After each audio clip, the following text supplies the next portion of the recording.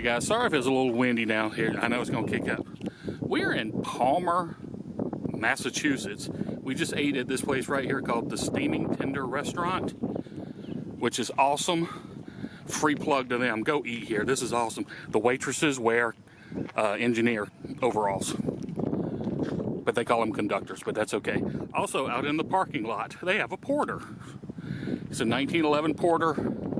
I think it's an 040. I'm sorry about the wind. It's really kicking up. But come over here and see what there is to see, and then I'll take some pictures of it. And then we gotta get on the road to Maine, but this is our last stop of the day. Oh, there's music playing from it too.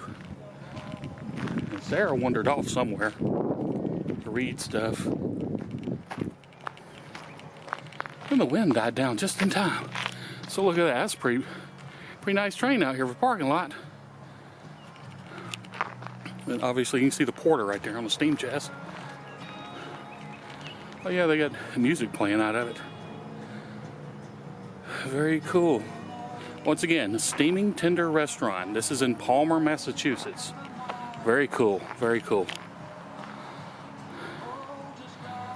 All right, I'm gonna stop here and take some pictures and then plug them at the end. Thanks, guys.